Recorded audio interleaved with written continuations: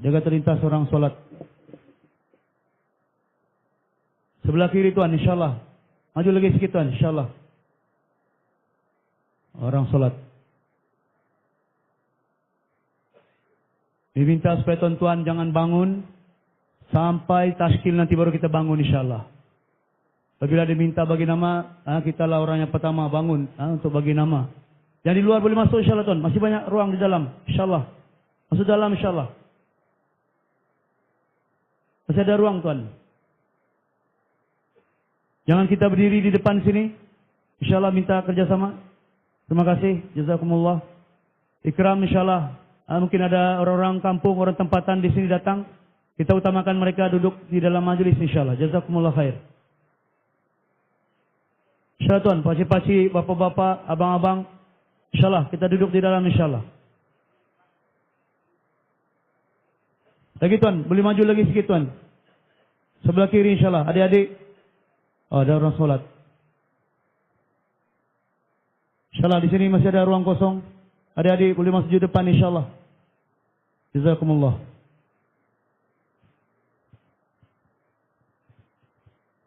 Rapat lagi sikit tuan insyaAllah. Nazdik Rashid. Rapat-rapat tuan insyaAllah.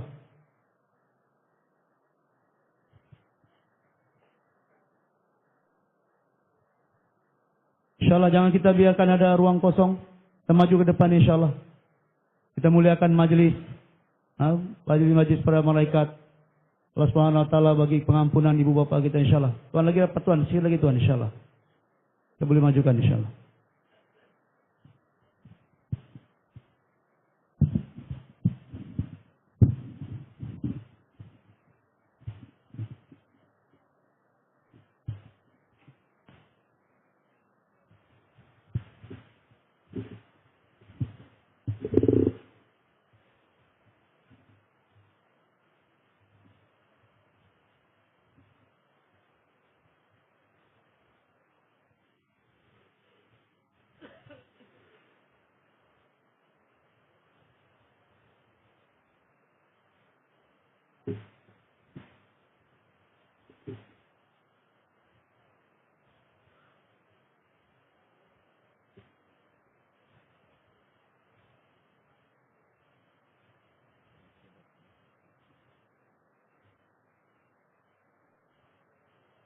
السلام عليكم ورحمة الله وبركاته.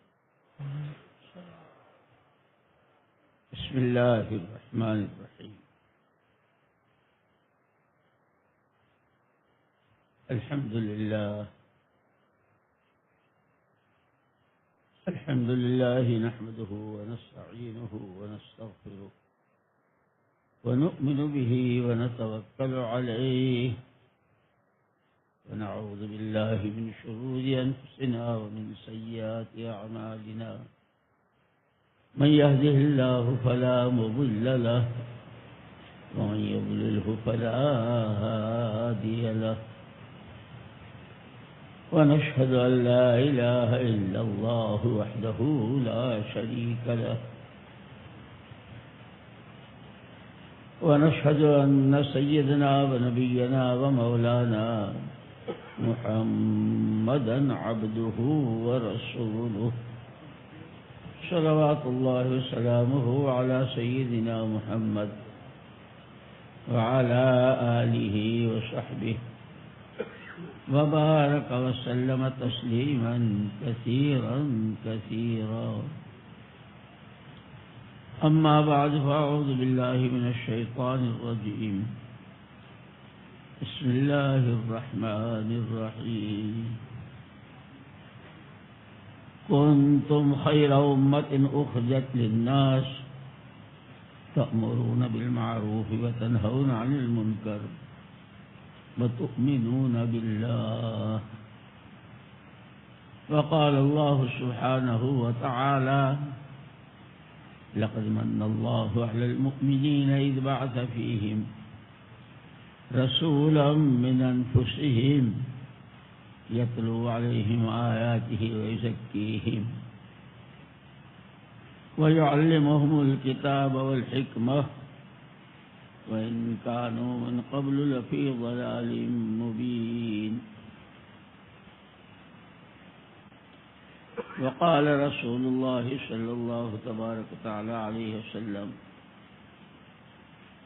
طوبى لمن جعله الله مفتاحا للخير ومغلاقا للشر او كما قال رسول الله صلی اللہ علیہ وسلم۔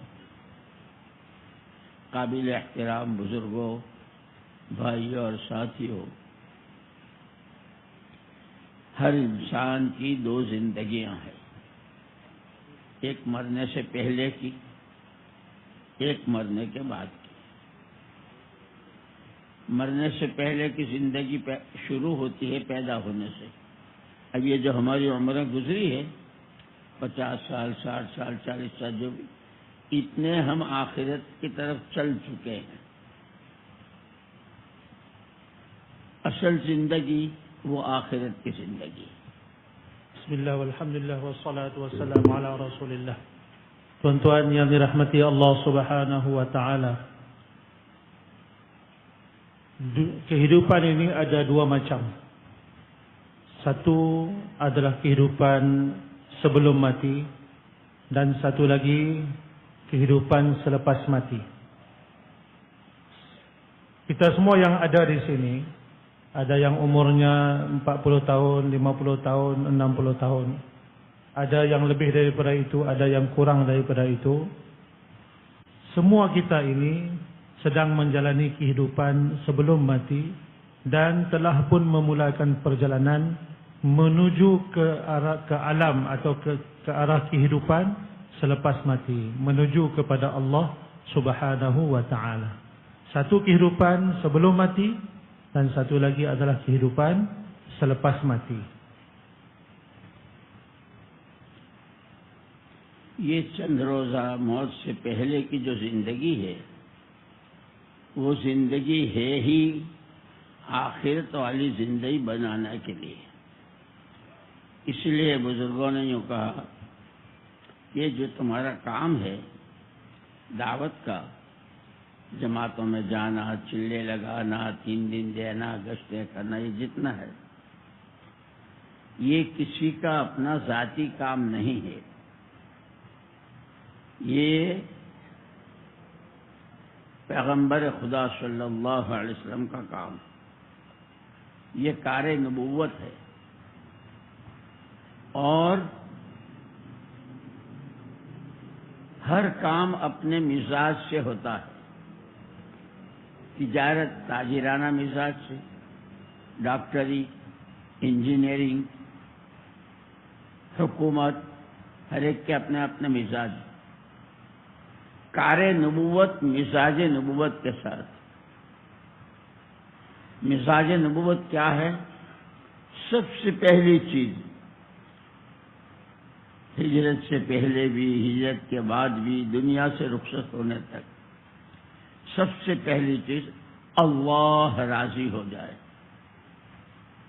آخرت بن جائے، اور الدین النصیحہ، ہر ایک کا بھلا چاہنا، ہر ایک کی خیر خواہی، یہ مزاج نبوت ہے۔ اس کو مجھے، آپ کو، سب کو سمجھنا بھی ہے، سمجھتے ہوئے کرنا ہے، اور کرنے والا مجمع کہ امت کو اس کی ذمہ داری کا احساس ہو جائے کہ ہم کون ہیں، کہاں ہیں، کیوں ہیں۔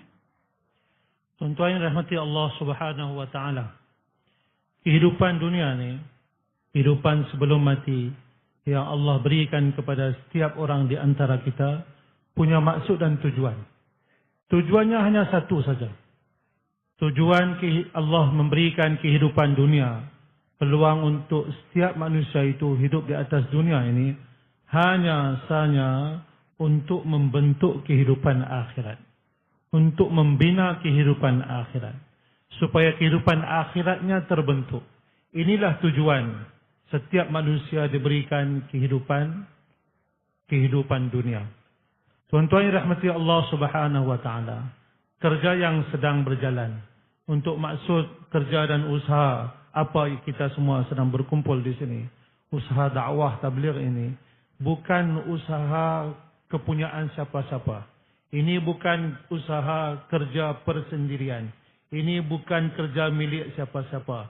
Ini adalah kerja kenabian. Ini adalah usaha nubuwah.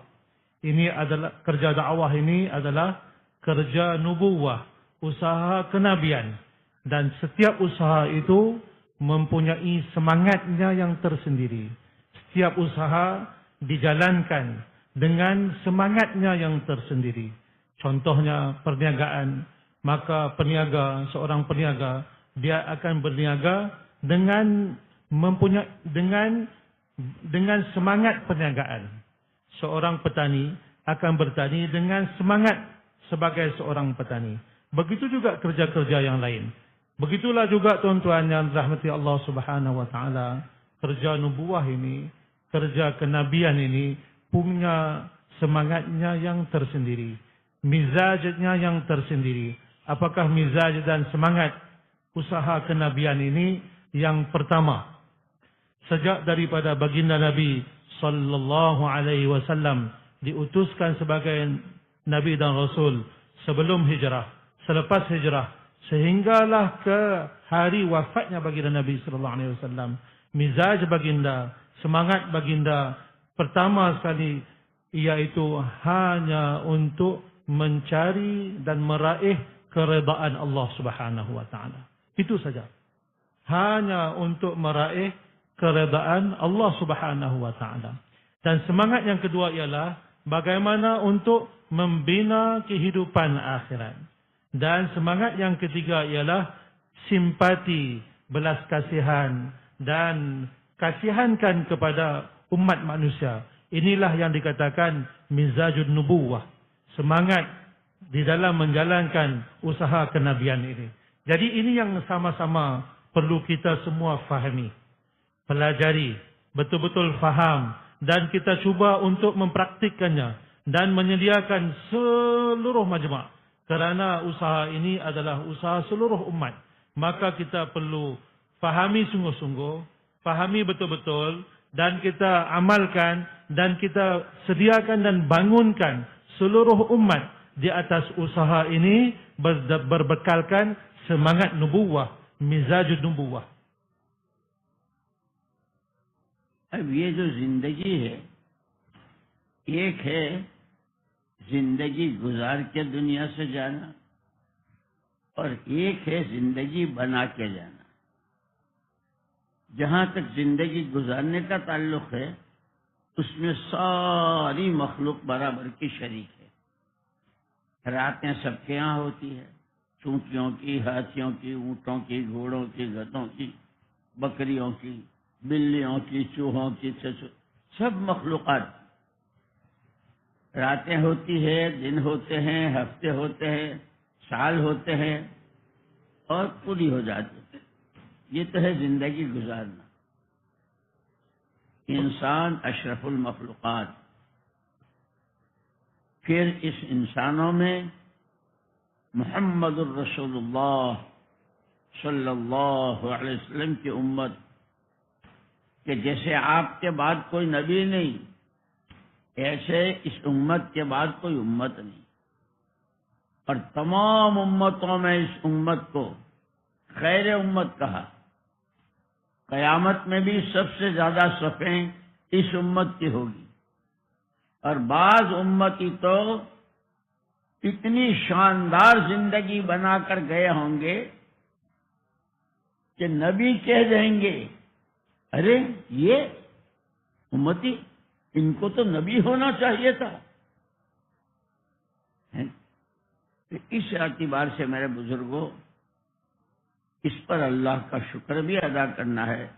अल्लाह ने हमको मुसलमान बनाया, मोहम्मद रसूलुल्लाह सल्लल्लाहु अलैहि वसल्लम की उम्मत में पैदा किया,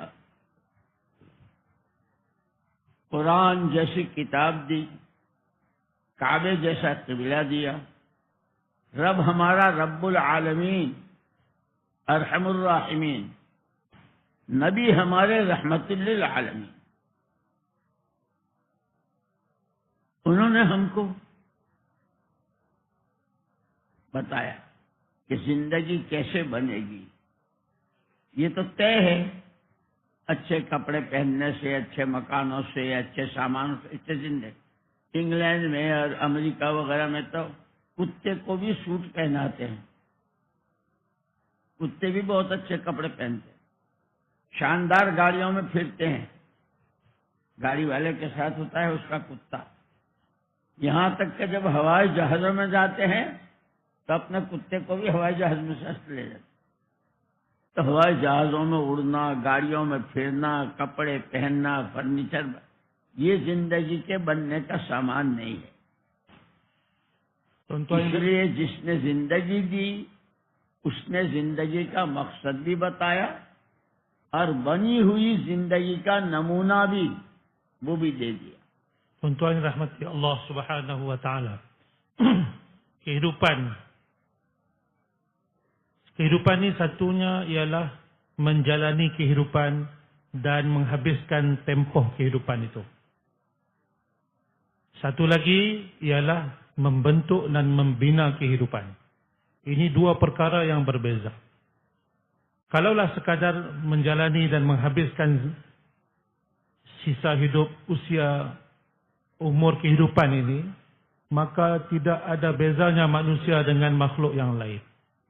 Manusia pun hidup, menjalani kehidupan, makhluk-makhluk yang lain, anjing, kucing, binatang-binatang yang lain, ya, juga menjalani kehidupan seperti manusia.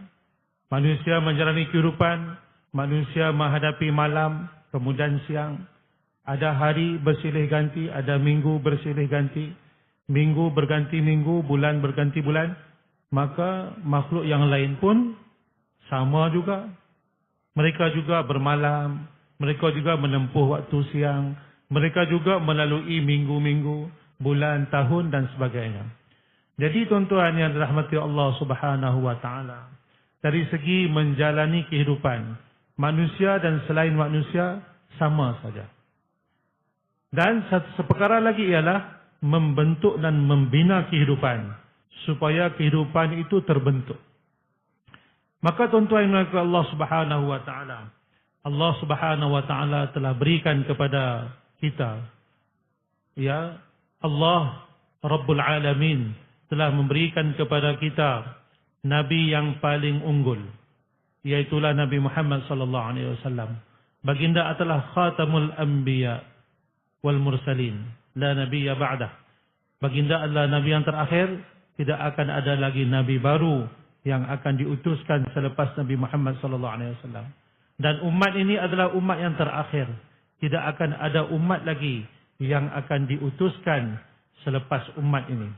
Baginda Nabi sallallahu alaihi wasallam telah datang dan membawa dan mengajarkan dan memberi contoh cara menjalani kehidupan. Di akhirat nanti, umat ini akan mengisi saf yang paling banyak sekali berbanding dengan umat-umat yang lain.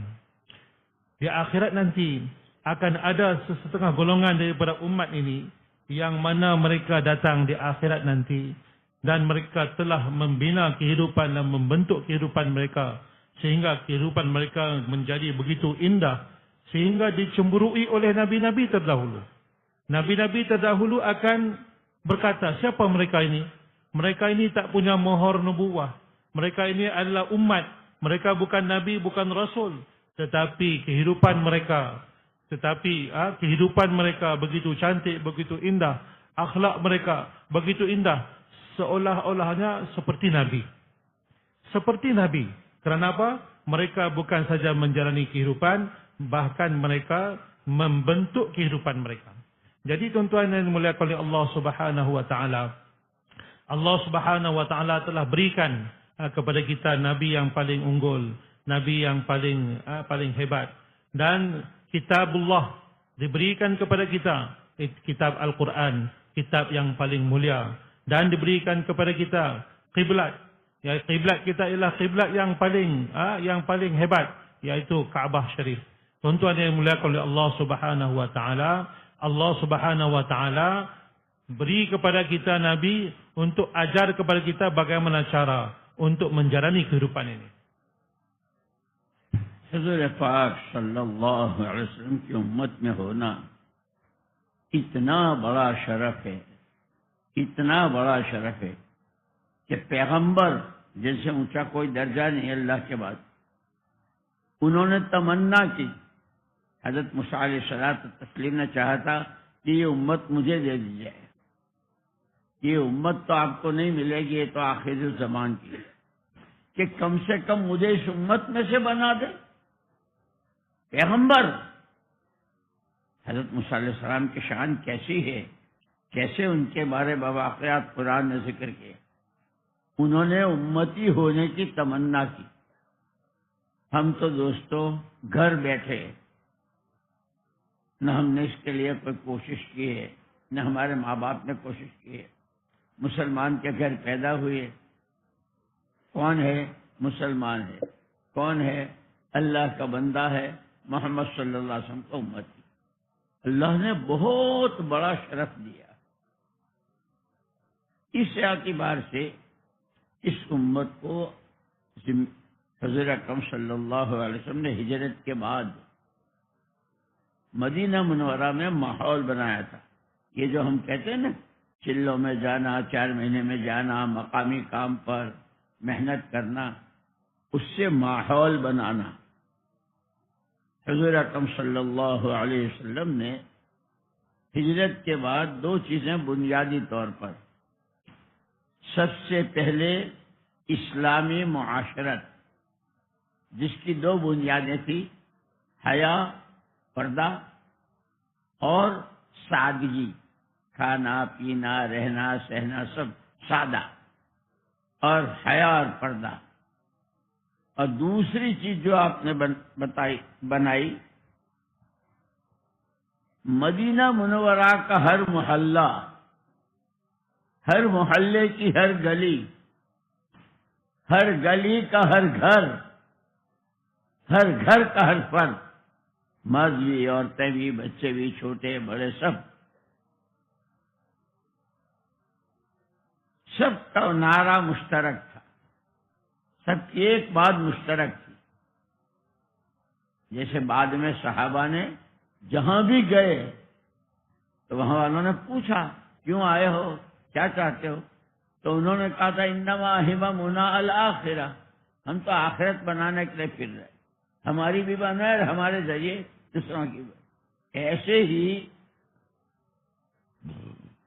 مدینہ منورہ میں رہنے والوں کا سب کا ایک مشترکہ، باغات بھی ہیں، اونٹ بھی ہیں، بھیڑ بکریاں بھی ہیں، مالدار بھی ہیں، غریب بھی ہیں، چھوٹے بھی ہیں، بڑے بھی ہیں، لیکن سب سے پہلی نسبت بندہ، میں باپ کا بیٹا، بیوی کا شوہر، بھائی کا بھائی، چچا کا بھتیجا، نانے کا نواسا، شوہر بیوی کا شوہر، یہ سب کچھ بعد میں ہوں، سب سے پہلے بندہ اللہ کا ہوں، اور جس سانس میں اللہ کا بندہ ہوں اسی سانس رحمت للعالمین صلی اللہ علیہ وسلم کا امتی ہوں۔ میری زندگی کا مقصد بندگی اور نبی کی نیابت، نبی کے کام کو اپنا کام بنانا، یہ میرا اصل کام۔ Tuan-tuan yang rahmati Allah Subhanahu wa taala. Persoalannya, adakah kehidupan itu terbentuknya dengan apa? Kehidupan itu dibinanya dengan apa? Bagaimana, apakah asbab-asbab yang mana terbinanya kehidupan dengan asbab-asbab itu? Ya, yang disepakati ialah kehidupan tidak akan terbina dengan pakaian. Pakaian yang cantik, rumah yang besar, makanan yang cukup. Ya, kehidupan tidak akan terbina dengan benda-benda ini. Kalaulah kehidupan itu dikira kehidupan yang terbina dengan kerana manusia itu berjaya menghasilkan pakaian yang mahal-mahal, maka kita lihat di sesetengah negara, anjing pun dipakaikan dengan pakaian yang mahal-mahal. Anjing pun dipakaikan dengan pakaian yang mahal-mahal. Kalaulah kerana mempunyai kenderaan yang besar, mewah dan sebagainya, ya anjing pun dibawa naik kenderaan yang mewah-mewah. Ya, kita lihat sesetengah musafir, mereka menaiki pesawat, mereka membawa anjing mereka. Ya, mereka membawa anjing mereka. Jadi, adakah ini yang dikatakan kehidupan yang terbina? Tidak. Kehidupan bukan terbina dengan kebendaan. Kehidupan bukan terbina dengan asbab-asbab zahir ini. Tuan-tuan yang dimuliakan oleh Allah Subhanahu wa taala. Kita adalah daripada kalangan umat baginda Nabi sallallahu alaihi wasallam. Tergolongnya seseorang itu daripada kalangan umat baginda Nabi sallallahu alaihi wasallam adalah satu kemuliaan yang sangat besar. Nabi-nabi terdahulu, Sayyidina Musa alaihissalam, apabila melihat dan apabila beliau mengetahui tentang kelebihan dan fadilat umat ini, maka Musa alaihissalam telah memohon kepada Allah Subhanahu wa taala, "Ya Allah, berikanlah umat ini kepadaku supaya aku menjadi nabinya." Maka Allah Subhanahu wa taala bilang, "Tidak, umat ini sudah punya nabinya yang aku telah tetapkan. Ia adalah untuk habibku Muhammad sallallahu alaihi wasallam." Oh, kalau begitu, jadikanlah saya salah seorang daripada umat Nabi sallallahu alaihi wasallam. Kerana apa? Kerana Nabi Musa alaihissalam dan anbiya-anbiya terdahulu, mereka tahu apakah kelebihan menjadi umat kepada Nabi Muhammad sallallahu alaihi wasallam. Dan kita semua yang ada di sini daripada kalangan umat baginda Nabi Muhammad sallallahu alaihi wasallam, tetapi kita tidak sedar harga dan nilai dan kedudukan dan martabat diri kita di sisi Allah Subhanahu wa taala. Kenapa? Kita tidak pernah minta pun jadi umat Nabi Muhammad sallallahu alaihi wasallam. Ibu dan ayah kita di rumah pun tak pernah buat permohonan untuk menjadi umat baginda Nabi sallallahu alaihi wasallam. Kita secara percuma telah dilahirkan sebagai umat baginda Nabi Muhammad sallallahu alaihi wasallam. Sedangkan umat baginda Nabi Muhammad sallallahu alaihi wasallam adalah satu kemuliaan yang besar di sisi Allah Subhanahu wa taala. Tuan-tuan yang dirahmati Allah Subhanahu wa taala. Baginda kita keluar ke jalan Allah Subhanahu wa taala ini, keluar 3 hari, 40 hari, 4 bulan dan sebagainya ini adalah untuk membina suasana. Baginda Nabi sallallahu alaihi wasallam selepas baginda berhijrah ke Madinah, baginda telah membina dan mewujudkan suasana di Madinah. Suasana di Madinah diwujudkan di atas 2 asas. Yang pertama, muasyarah Islamiyah. Muasyarah Islamiyah dibentuk, dibina di atas 2 perkara. Pertama, haya, yaitu perasaan malu. Perasaan malu. Dan yang kedua ialah sederhana, basatah, iaitu kesederhanaan di dalam setiap aspek kehidupan. Jadi tuan-tuan yang dimuliakan oleh Allah Subhanahu wa taala, baginda Nabi sallallahu alaihi wasallam telah membina, telah mewujudkan suasana di Madinah di atas 2 perkara ini. Yang pertama sekali ialah muasyarah Islamiyah, berlandaskan malu dan juga berlandaskan kesederhanaan di dalam kehidupan. Para sahabat dan sahabiah radhiyallahu anhum ajma'in, mereka di Madinah seperti kita, ada peniaga, ada petani dan sebagainya. Tetapi tuan-tuan yang dirahmati Allah Subhanahu wa taala, para sahabat radhiyallahu anhum ajma'in, mereka punya satu saja. Mereka punya slogan satu saja. Apa slogan mereka? Di mana saja mereka pergi, mereka seperti mana mereka pergi di mana-mana tempat, ditanya, "Kenapa kamu datang? Apa tujuan kamu datang ke sini?" Maka mereka kata, "Innama himamuna al-akhirah." Sesungguhnya hanya saja kerisauan kami. Kami datang di mana saja kami pergi untuk membina akhirat kami dan untuk mengajak kamu semua untuk membina kehidupan akhirat. Jadi tuan-tuan yang dimuliakan Allah Subhanahu wa taala, para sahabat dan sahabiah radhiyallahu anhu ajma'in, setiap orang, lelaki, perempuan, tua, muda, miskin, kaya, kecil, besar, semuanya faham bahawa kami Pertama-tamanya ialah Abdullah. Kami adalah hamba Allah Subhanahu wa taala. Dan yang kedua, kami adalah umat kepada baginda Nabi sallallahu alaihi wasallam, naib kepada baginda Nabi sallallahu alaihi wasallam, yaitu kerja kami adalah kerja Nabi. Kerja Nabi itulah kerja kami. Usaha Nabi itulah usaha kami.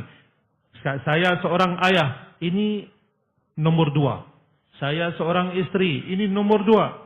Saya seorang suami, ini nomor 2. Saya anak, ini nomor 2. Status-status lain dikemudiankan. Pertama sekali, saya adalah hamba Allah. Sebagai hamba Allah, maka kewajipan saya, tanggungjawab saya ialah mengabdikan diri, tunduk, akur, patuh kepada Allah Subhanahu wa taala. Dan yang kedua, saya adalah umat baginda Nabi sallallahu alaihi wasallam. Saya adalah naib kepada Nabi sallallahu alaihi wasallam. Dalam erti kata apa? Apa maksudnya? Kerja Nabi saya itulah kerja saya. Tugas Nabi saya itulah tugas saya. Tanggungjawab Nabi saya itulah tanggungjawab saya. Ini adalah satu semangat yang mana terdapat dalam diri semua para sahabat dan sahabiah radhiyallahu anhum ajma'in. ये सब जानते हैं कि जो जहां जाता है वहां की चीज लेकर आता है। कपड़े के मार्केट से कपड़ा, घड़ियों के बाजार से घड़ी, जूते के बाजार से जूता, जिस तरह का फर्नीचर और जो उसके मार्केट से वो चीजें मिलती। मुहम्मदुर रसूलुल्लाह सल्लल्लाहु अलैहि वसल्लम और आपके सहाबा, मदीने वाले, अंसार मदीना, जहां मुहाजिरीन भी थे, इन सब ने मिलकर वो माहौल बनाया था कि जो जहां से भी मदीने में आता था, वो मदीने की ये 2 चीजें लेके जाता था, बंदगी और उम्मत पना। जिंदगी का मकसद ही, जिसने जिंदगी दी उसने बताया है कि मैंने तुम्हें पैदा ही किया है मेरी बंदगी के लिए। और हुजूर पाक सल्लल्लाहु अलैहि वसल्लम ने खुद फरमाया कि मेरे बाद कोई नबी नहीं, अब जो मेरा काम है वो तुम्हारा काम है, नियाबत। तो जो जाता था वो बंदगी और नियाबत, उम्मत पना, ये सबक पढ़कर आता था। फिर ये बात नहीं कि वो कारोबार नहीं करता था, भी बच्चे नहीं होते, इंसान है, फरिश्ते तो नहीं है, लेकिन हर चीज में ये 2 चीजों का ख्याल होता था। मैं बीवी का शौहर बाद में हूं, अल्लाह का बंदा पहले हूं, और उसी साथ नबी का उम्मती हूं। अल्लाह का हुक्म बंदगी है, मोहम्मद सल्लल्लाहु अलैहि वसल्लम का इत्तिबा ये उम्मत पना। ताजिर, काशकार, मालदार, गरीब, मशरिक में, मगरिब में, शिमाल में, जुनूब में, एशिया में, अफ्रीका में, यूरोप में, हर जगह आलम में ये माहौल बना मदीने वालों की जिंदगी की बरकत से। Tuan rahmati Allah Subhanahu wa taala. Bila kita pergi ke sesuatu tempat yang mana di sana masyhur dengan sesuatu produk, maka kita akan pulang membawa produk tersebut. Kalau kita pergi di satu tempat di sana masyhur dengan kain batik, maka apa tanda kita pergi ke sana? Kita bawa kain batik pulang. Kita pergi ke satu tempat yang mana di sana ada furniture yang bagus, maka kita akan bawa pulang benda itu ke rumah kita. Tuan-tuan rahmati Allah Subhanahu wa taala. Di Madinah, di zaman Nabi sallallahu alaihi wasallam dan para sahabat, siapa saja datang daripada mana saja, apabila mereka datang ke Madinah, apa yang mereka bawa balik pulang, apa yang mereka bawa pulang? Setiap orang daripada mana saja, bila saja mereka datang ke Madinah, mereka bawa pulang 2 perkara. Yang pertama ialah ubudiyah, saya adalah hamba Allah. Dan yang kedua, dia membawa pulang niyabah, yaitu kerja Nabi saya adalah kerja saya. Dan perasaan umat. Saya adalah ummati. Saya adalah umat kepada Nabi saya sallallahu alaihi wasallam. menjadi kewajipan saya untuk menuruti Nabi saya sallallahu alaihi wasallam. Ya, bila mereka pulang, mereka bukan pulang yang peniaga tinggalkan perniagaan, yang petani tinggalkan pertanian. Tidak. Semua mereka manusia seperti kita, bukan malaikat. Harus makan, harus minum, harus menjalankan kerja buat untuk menjalani, untuk meneruskan kehidupan. Tetapi dalam apa hal keadaan pun, status sebagai hamba Allah adalah yang paling utama sekali. Status sebagai hamba Allah adalah perkara yang paling utama sekali dalam setiap situasi keadaan. Dalam masa yang sama, saya adalah umat kepada Nabi sallallahu alaihi wasallam. Ya, saya seorang suami, tetapi kemudian, ya, saya isteri, kemudian, saya anak, kemudian, saya itu, saya datuk, saya cucu, dan sebagainya, saya pemerintah dan sebagainya. Itu semua kemudian, itu dinomor duakan, itu dikemudiankan. Pertama kali, saya adalah hamba Allah. Maka tuntutan sebagai hamba Allah ialah mengabdikan diri kepada Allah. Dialah yang telah memberikan kehidupan kepada saya, dan dia telah menjelaskan sejelas-jelasnya sebagai hamba yang diciptakan oleh Allah. Apakah maksud kejadianmu? Telah Allah Ta'ala jelaskan sejelas-jelasnya. Dan bagaimana mau menyempurnakan hak pengabdian itu? Caranya ialah menurut cara Nabi Muhammad sallallahu alaihi wasallam. बुखारा कहाँ है? बुखारा, ताशकंद, समरकंद, वहां के लोग आए तो यहाँ से 2 सबक लेकर गए। और कैसे गए? कि बुखारा के मकानों की दरो दीवार से बंदगी और उम्मत करना, हम जो कुछ है वो बाद में है, बंदे अल्लाह, पूरा बंदगी का माहौल। और ये बात याद रखना कि बंदगी के माने सिर्फ चंद अमल नहीं है। 24 घंटे की जिंदगी में इंसान जिस वक्त जहां जिस हाल में हो, उस हाल से मुताल्लिक अल्लाह का हुक्म क्या है, उस हुक्म को पूरा करने के लिए हुजूर पाक सल्लल्लाहु अलैहि वसल्लम का तरीका क्या है। इन 2 चीजों की रियायत के साथ तिजारत, काश्तकारी, बीवी के मुंह में लुकमा देना, बच्चों को प्यार करना, किसी के साथ हंसते चेहरे मिलना, ये सब दीन बन जाता है। और ये सब बंदगी और उम्मत बने का सबक आता है। Tuan-tuan rahmati Allah Subhanahu wa taala.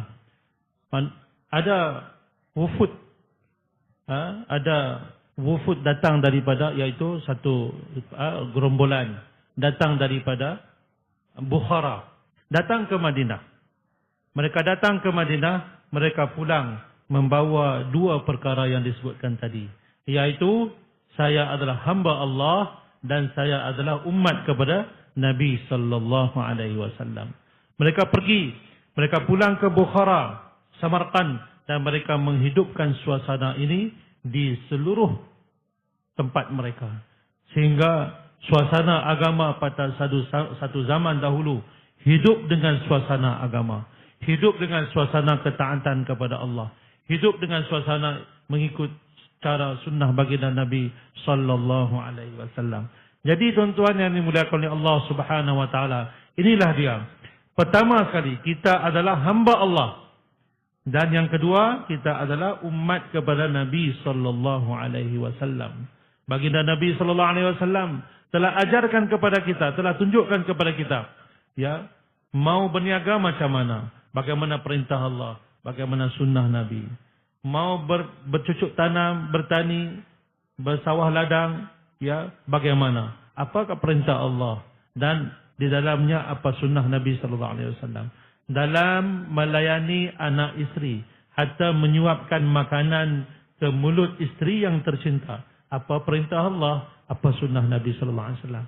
Dalam mendidik anak-anak, apa perintah Allah, apa sunnah Nabi sallallahu alaihi wasallam? dalam perniagaan, pendek kata dalam setiap kehidupan, dalam setiap tindakan, maka apabila diamalkan setiap tindakan tadi berlandaskan perintah Allah, sunnah Nabi sallallahu alaihi wasallam, agamalah dia.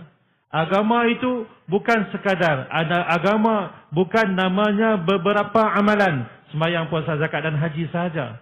Agama itu adalah kehidupan 24 jam daripada hujung rambut sampai hujung kaki mengikut perintah Allah dan cara Nabi sallallahu alaihi wasallam. वो इतने दूर से आए, इमाम बुखारी, इमाम मुस्लिम, इमाम तिरमिजी, इमाम अबू हनीफा, इमाम शाफी, इमाम अहमद बिन हंबल, इमाम मालिक, ये सारे हजरात वो ले गए जो वहां अल्लाह हमें माफ फरमाए, अल्लाह हमें माफ फरमाए। मौलाना यूसुफ साहब रहमतुल्लाह अलैह फरमाते थे कि आदमी जिधर मुंह करके खड़ा होता है उस रुख की तो सुई भी नजर आ जाती, और पीठ के पीछे पहाड़ हो तो वो नजर नहीं आता। हुजूर अकरम सल्लल्लाहु अलैहि वसल्लम के ज़माने मुबारका में, खिलाफत राशिदा में, जब तक सहाबा दुनिया में रहे, पूरी उम्मत 100% ताजिर, काशकार, मालदार, नौकरी पेशा, गवर्नर, अच्छे ओहदे वाले जो उम्मती थे, हर एक के दिल का रुख कुरान की तरफ। हुक्म क्या है, सुन्नत क्या है, हुक्म क्या है, तरीका क्या है। फिर मौलाना यूसुफ साहब रहमतुल्लाह अलैह बहुत रोते थे और बार बार बार इन्ना लिल्लाहि व इन्ना इलैहि राजिऊन, इन्ना लिल्लाहि व इन्ना इलैहि राजिऊन पढ़ते थे और रोते थे कि जिस उम्मत का 100% दिलों का रुख कुरान की तरफ था, इस उम्मत ने कुरान को पीठ दिखा दी। अब नमाजी को भी नमाज के मसले नहीं मालूम, पढ़ रहा है, रोजे के मसले नहीं मालूम, रोजे रख रहा है। इसीलिए हमारा जो तीसरा नंबर है ना, इल्म व ज़िक्र, मौलाना इलियास साहब रहमतुल्लाह अलैह इसका बहुत जमातों को खत लिखते थे। अगर तुमने निकलने के जमाने में इल्म व ज़िक्र का एहतिमाम न किया, सीखने सिखाने का एहतिमाम न किया, तो तुम्हारा फिरना लोगों के आवारागर्दी से बराबर हो जाएगी। इसलिए मेरे बुजुर्गों, अल्लाह ने बहुत बहुत करम फरमाया है। काम भी आसान, पूरा दीन आसान, हर आदमी। इसलिए मौलाना इलियास साहब रहमतुल्लाह अलैह फरमाते थे, ये जो हमारा काम है, असल दिलों का रुख सही हो जाए, मखलूक से खालिक की तरफ, दुनिया भर की चीजों से हुजूर पाक सल्लल्लाहु अलैहि वसल्लम वाले अमाल की तरफ, और दुनिया की रंगरेलियों और चमक दमक से आखिरत के जो इनामात के वादे हैं, वो जन्नतें, वो हूरें, वो अल्लाह से कुरान सुनना, वो अल्लाह की ज़ियारत करना, वो नबियों की मुलाकातें करना, उधर हमारी नजरें जम जाए, दिलों का रुख उधर हो जाए। Tuan-tuan rahmati Allah Subhanahu wa taala. Suasana ini hidup 100% di Madinatul Munawwarah di zaman Nabi sallallahu alaihi wasallam dan zaman para sahabat radhiyallahu anhum ajma'in. Setiap orang punya jazbah, setiap orang punya semangat satu saja. Dalam apa keadaan pun, bagaimana saya mau mentaati perintah Allah, mengikut caranya Nabi sallallahu alaihi wasallam. Ini saja semangat.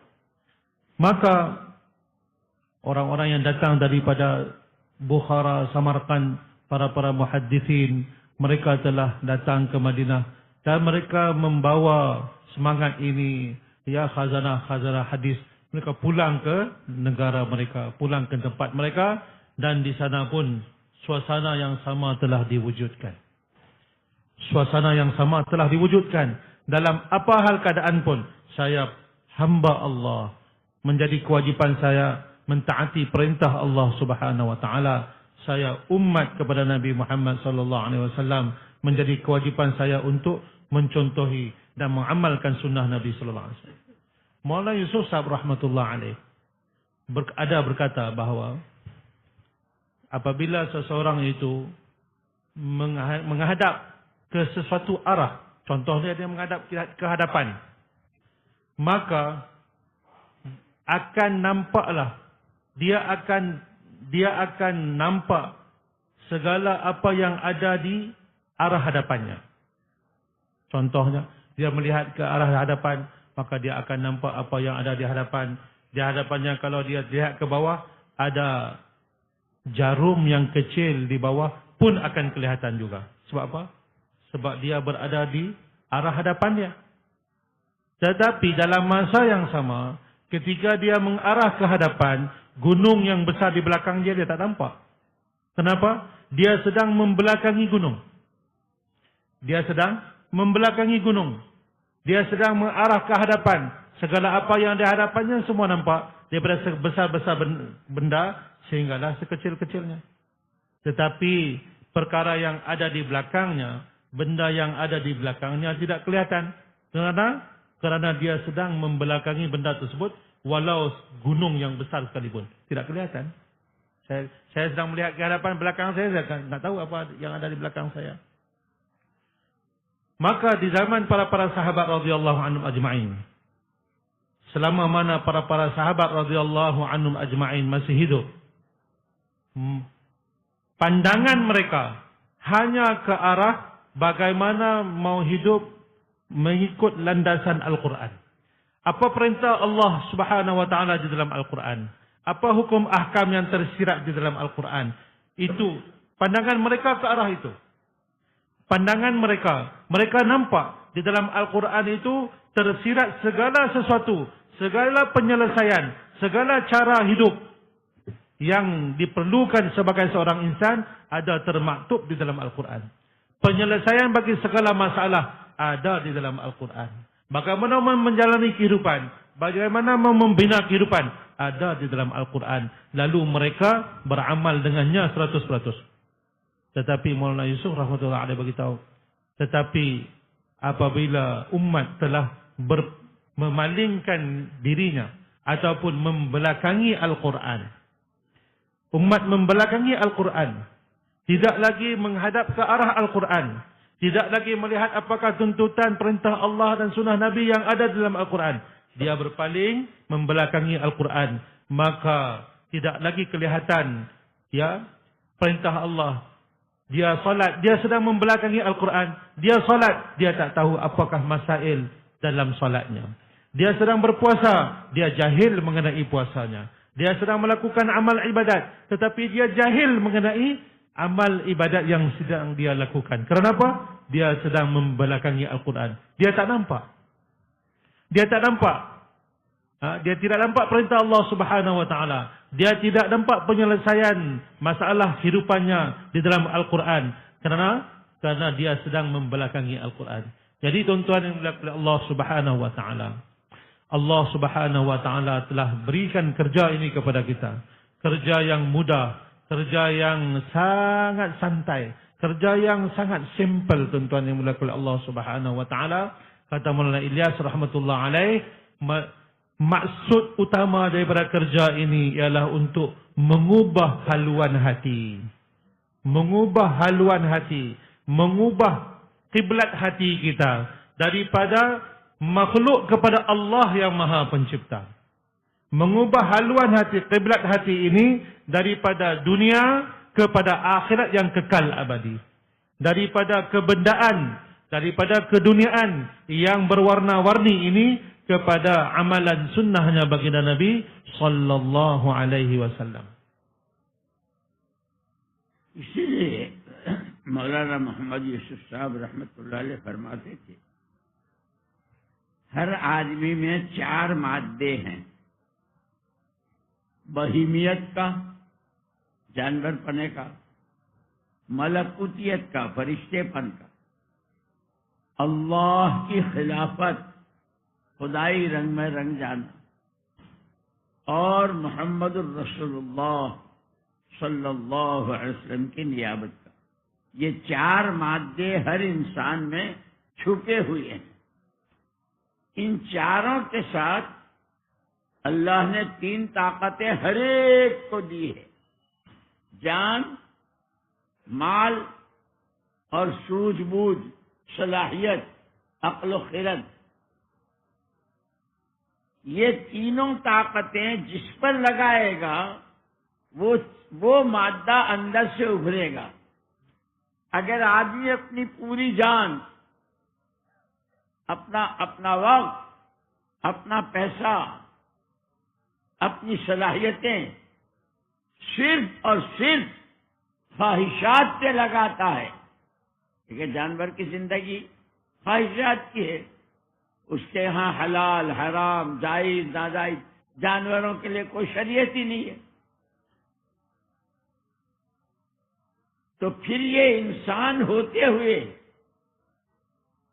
دیکھنے میں انسان ہے، لیکن اندر سے یہ بھوکا بھیڑیا، ہار کھانے والا شیر، ڈسنے والا سانپ، ڈنک مارنے والا بچھو بنتا ہے۔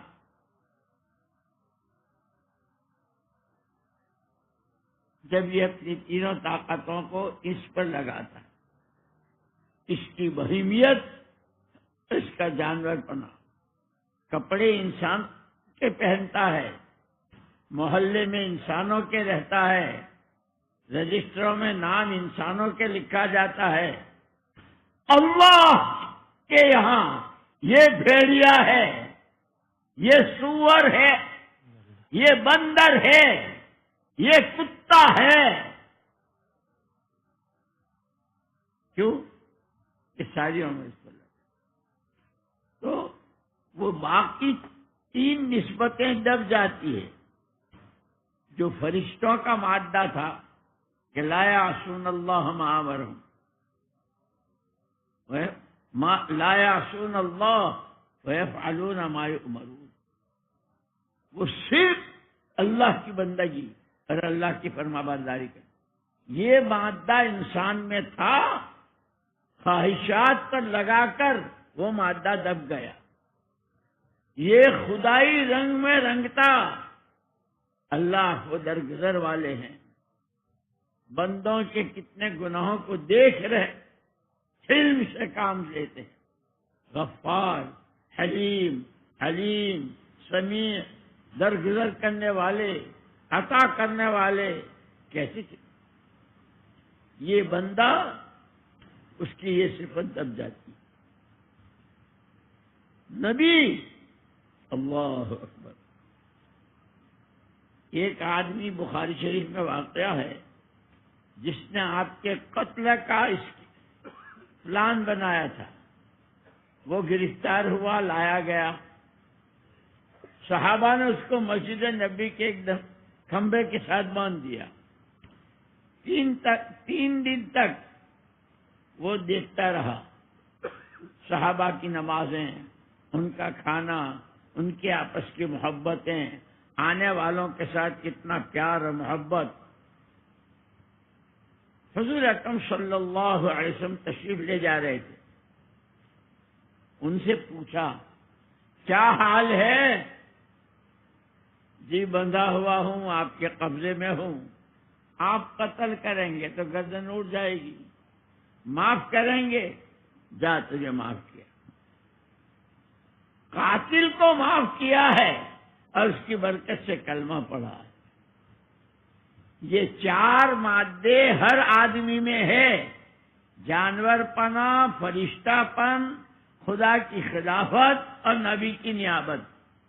ان چاروں کے ساتھ جان، مال اور صلاحیت، جس پر یہ تینوں طاقتیں لگائے گا وہ مادہ ابھرے گا اور باقی 3 چھپیں گے۔ حضور پاک صلی اللہ علیہ وسلم کی بعثت سے پہلے اس وقت یہ آدمی تھے. ساری طاقتیں صرف جانور پنے پر، اور ایسی جہالت اور ایسا شرک کہ تاریخ لکھنے والے کہتے کہ ان کی جہالت کے لیے ہمارے پاس الفاظ نہیں. حضور پاک صلی اللہ علیہ وسلم نے ان تینوں طاقتوں کا، یہ جو تم کہتے ہو جان میری، مال میرا، میری صلاحیت تمہاری نہیں ہے، یہ اللہ کی بہت بڑی نعمت ہے. یہ تم سانس لیتے ہو، ایک ایک سانس میں بیٹھے ہو چپ چاپ سانس لیتے ہو، ایک ایک سانس میں بڑی بڑی جنتوں کے سودے ہوتے، بڑی آگ اور جہنم سے حفاظت کا سامان ہوتا. یہ تینوں طاقتیں نعمت ہے اور اللہ کی امانت ہے. اگر تم نے اس نعمت کی قدر کی، امانت کو امانت داری کے ساتھ ادا کیا، تو سب سے پہلے اس کا نفع تمہاری اپنی ذاتوں کا ہوگا. تم بنو گے اور پھر اس زندگی کے ساتھ گلی محلہ شہر ملک جہاں جاؤ گے تمہارے ہاتھوں وہ زندگی دنیا میں عام ہوگی. میرے بزرگوں، اللہ نے ہمیں محمد الرسول اللہ صلی اللہ علیہ وسلم کے راستے سے یہ سبق پڑھائے ہیں. مولانا یوسف صاحب رحمۃ اللہ علیہ فرماتے تھے، ہمارا تاجر، کاشتکار، ڈاکٹر، وکیل جو بھی ہے، اس جان و مال کو اللہ کی نعمت اور امانت سمجھ کر کاروبار بھی کرے گا، نوکری بھی کرے گا، حکومت بھی کرے گا، جو بھی ہے انسان ہے. لیکن اپنی ان طاقتوں کو جب اللہ کی بندگی اور محمد صلی اللہ علیہ وسلم کی نیابت آپ کے کام پر لگائے گا تو جانور پنا دبتا چلا جائے گا. دیکھنے میں آدمی ہی ہوگا لیکن اس کی صفات پر فرشتے جھوم رہے ہوں گے، آسمانوں میں چرچے ہوں گے، جنتیں سجائی جائیں گی، اعمال کا بدلہ اس کی مہمانی تیاری ہو رہی ہوگی. Tuan-tuan rahmati Allah Subhanahu wa taala. Maulana Yusuf Sahib rahmatullah alaih beritahu, di dalam setiap diri manusia ada 4 unsur. Yang pertama unsur binatang. Yang kedua unsur kemalaikatan. Yang ketiga unsur khalifah. Dan yang keempat ialah unsur niabah. Dan unsur ini ada tersembunyi di dalam diri setiap insan. Ada tersirat, tersembunyi. Ada terdapat di dalam diri setiap insan. Dan Allah Subhanahu wa taala bekalkan setiap manusia dengan 3 kekuatan. Yang pertama harta. Yang kedua dirinya sendiri. Dan yang ketiga ialah akal. Apabila seseorang manusia itu tadi, apakah itu unsur-unsur kebinatangan? Unsur kebinatangan ialah binatang ini tak punya syariat. Segalanya halal bagi dia. Boleh makan apa, boleh pergi mana, boleh tengok apa, boleh buat apa, segala-galanya bebas. Ini kebinatangan. Unsur kemalaikatan apa? La ya'sunallaha ma amarahum wa yaf'aluna ma yu'marun. 100% mentaati Allah dan tidak bermaksiat padanya walau sekali, walau sesaat. Dan unsur-unsur khilafah apa? Yaitu manusia ini mampu mewarnai dirinya dengan warna ketuhanan. Apa maksud warna ketuhanan? Yaitu seperti mana Allah Maha Pemaaf, manusia bisa membentuk dirinya menjadi seorang pemaaf. Allah Maha Pemurah, manusia bisa membentuk dirinya menjadi seorang dermawan, seorang yang pemurah. Allah Maha Penyabar, maka manusia bisa membentuk dirinya menjadi seorang penyabar. Dan satu lagi ialah niabah. Niabah. Jadi 4 unsur ini dengan dibekalkan 3 kemampuan, apabila manusia menggunakan 3 kemampuan kekuatan tadi untuk menyuburkan mana-mana unsur, maka unsur tadi akan subur dan unsur lain akan tertimbus. Contoh, manusia menggunakan harta, manusia menggunakan diri dan menggunakan akalnya untuk kehaiwanan semata-mata. Mau enjoy, mau buat apa saja yang dia suka, maka sifat kehaiwanan akan subur dan akan tumbuh membesar dalam diri manusia tadi. Ya, nampak wajahnya manusia, namanya tertulis dalam register nama manusia. Tinggal di rumah, di taman, di perkampungan, di penempatan manusia. Ya, berwajahkan manusia, tetapi ruhnya adalah serigala yang lapar. Ruhnya adalah seperti babi dan anjing. Dalamannya adalah seperti singa yang ganas. Ya, cuma bertopengkan manusia saja. Haiwan yang bertopengkan manusia. Kenapa jadi begini? Karena manusia telah mempergunakan hartanya, mempergunakan dirinya, dan mempergunakan akalnya untuk kehaiwanan, untuk unsur kehaiwanannya. Maka unsur kehaiwanan tadi mengatasi unsur kemalaikatan, mengatasi unsur khalifah, mengatasi unsur niabah, sehingga manusia tadi dikenali sebagai haiwan yang bertopengkan manusia. Ya, haiwan yang bertopengkan manusia. Tuan-tuan yang dimuliakan oleh Allah Subhanahu wa taala. Sebaliknya, jika manusia tadi mempergunakan manusia yang mana dia menggunakan kemampuannya tadi untuk unsur kebinatangannya, maka dia dikenali sebagai manusia di kalangan manusia, tapi di sisi Allah dia adalah haiwan. Di sisi Allah dia adalah haiwan. Sebaliknya, jika manusia menggunakan kemampuan-kemampuan tadi, hartanya, dirinya. Hari ini manusia kata saya punya, bukan manusia punya. Harta bukan manusia punya, diri bukan manusia punya, akal fikiran bukan manusia punya. Ini kurniaan Tuhan, ini pemberian Tuhan, ini nikmat yang besar, ini amanah daripada Allah Subhanahu wa taala yang harus dipergunakan dengan penuh rasa amanah. Apabila manusia mempergunakan ketiga-tiga pemberian ini untuk menyuburkan unsur kemalaikatannya, untuk menyuburkan unsur khalifah, unsur nubuwah, unsur niabah di dalam dirinya, maka manusia tadi, wajahnya manusia, namanya manusia, tinggal di dalam penempatan manusia, tetapi darjatnya mengatasi para malaikat alaihi wassalatu wassalam.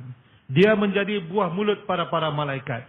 Dia menjadi orang yang termasyhur, orang yang dibicarakan, orang yang masyhur di kalangan para malaikat alaihi wassalatu wassalam. Kerana apa? Dia unsur kemalaikatan dalam dirinya telah subur dan bertumbuh besar. Ya, begitu juga sifat-sifat unsur khalifah. Dia adalah khalifah Allah Subhanahu wa taala di muka bumi. Allah Maha Pemaaf. Allah ingin manusia sebagai khalifah Allah di muka bumi memaafkan orang ramai. Nabi sallallahu alaihi wasallam satu kali di dalam Sahih Bukhari ada diceritakan satu kisah. Seorang ditangkap bukan Islam kerana dia mencuba untuk membunuh. Apabila dia ditangkap, maka para sahabat telah mengikatnya di tiang masjid. Maka 3 hari dia ditambat ataupun diikat di tiang masjid. Maka dia melihat kehidupan para sahabat, sembahyang berjemaah, saling mengucapkan salam, saling menghormati antara satu sama lain, saling mengutamakan antara satu sama lain, saling bertolak ansur, berakhlak sesama mereka. Selepas 3 hari, Rasulullah sallallahu alaihi wasallam lalu berhampiran dengannya.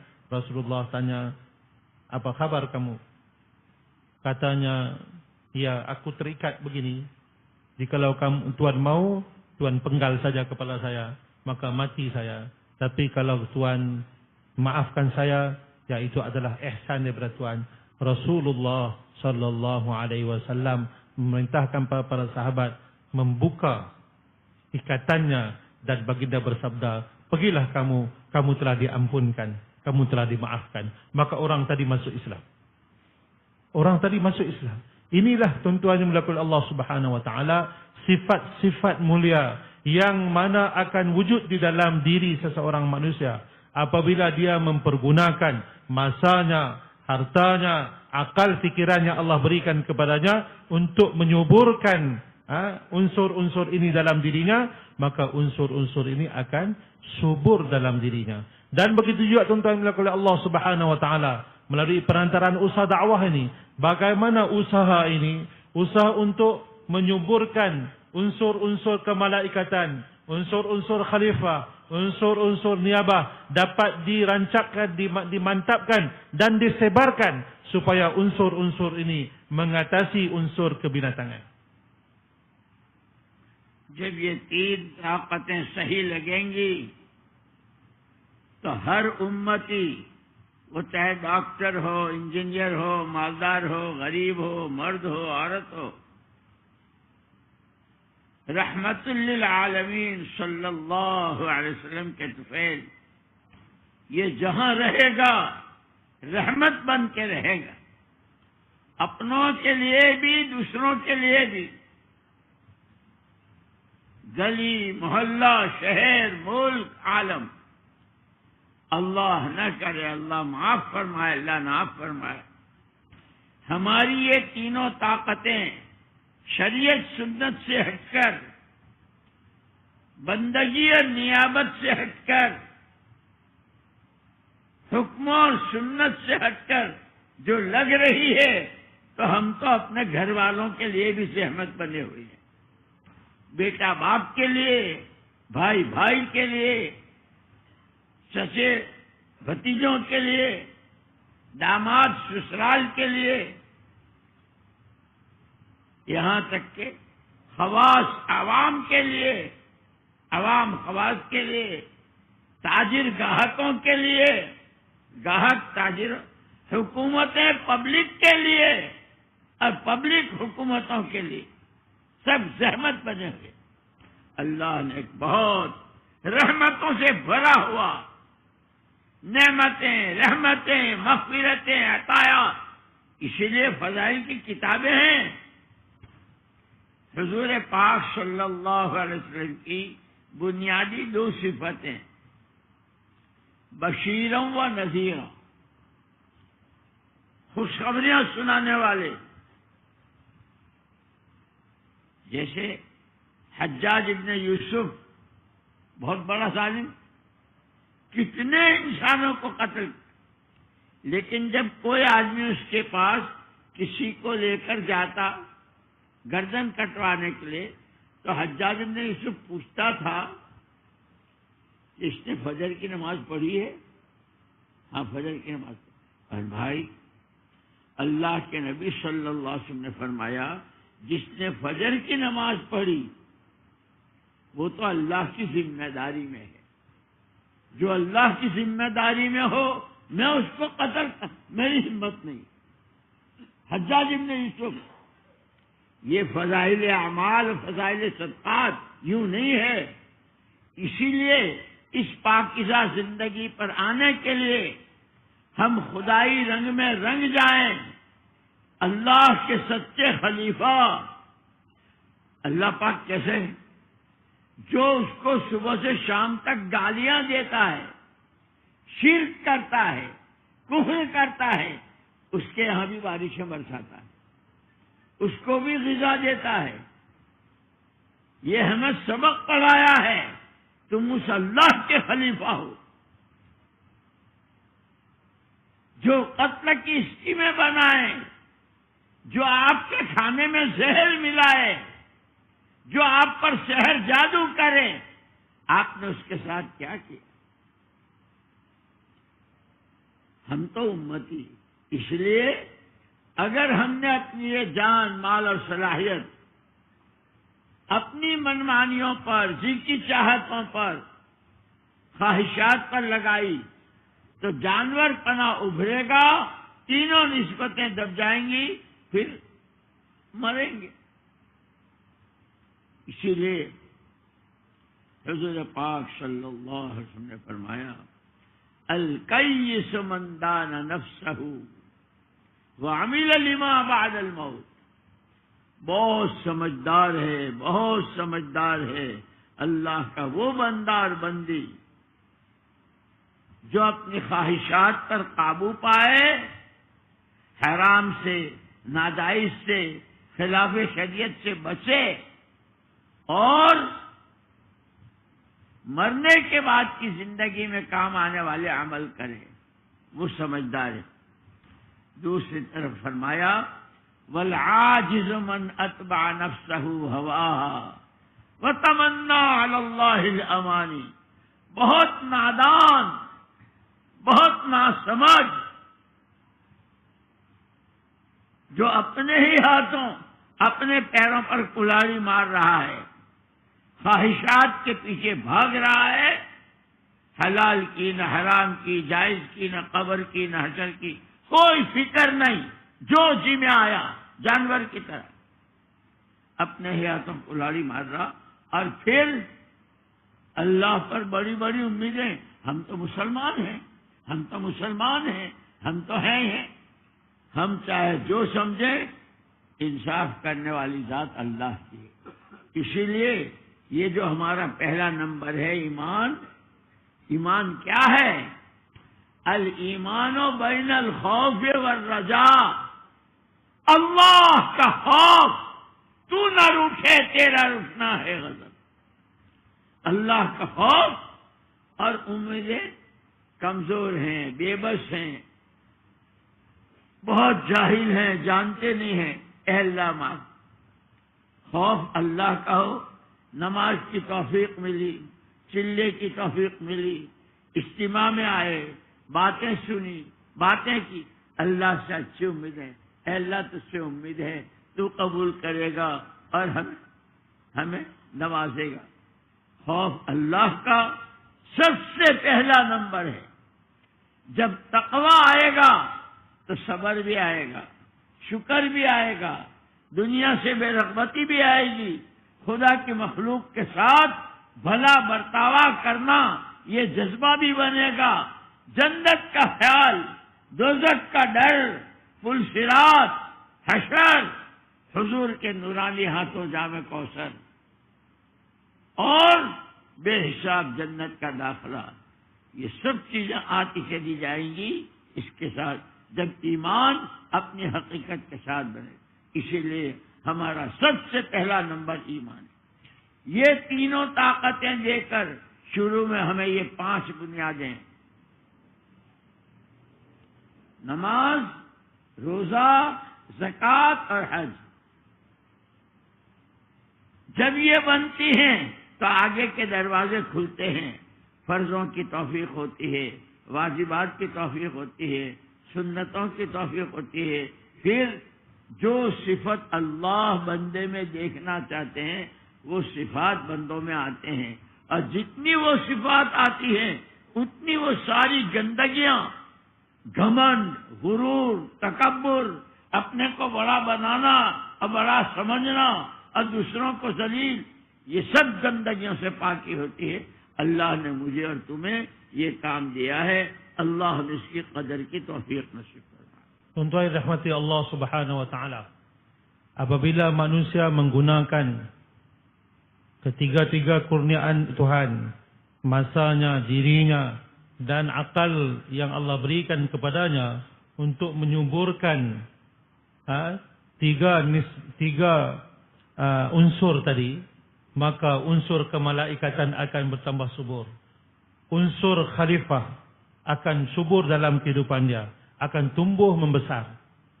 Unsur niabah akan tumbuh membesar dalam kehidupannya.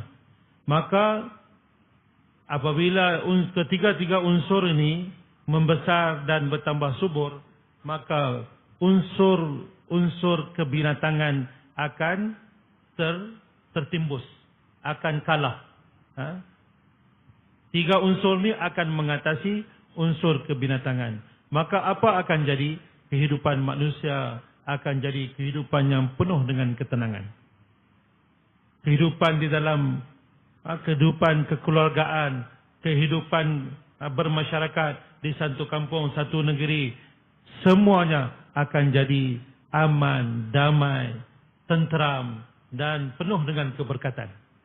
Tetapi sebaliknya, hari ini manusia kita, kerana kelemahan kita, tanpa mempedulikan syariat, tanpa mempedulikan sunnah, tanpa mempedulikan hukum dalam Al-Quran, tanpa mempedulikan pedoman di dalam hadis, tanpa mempedulikan perintah Allah dan sunnah Nabi, harta saya, diri saya, akal saya guna ikut suka saya, maka apa jadi? Unsur kebinatangan telah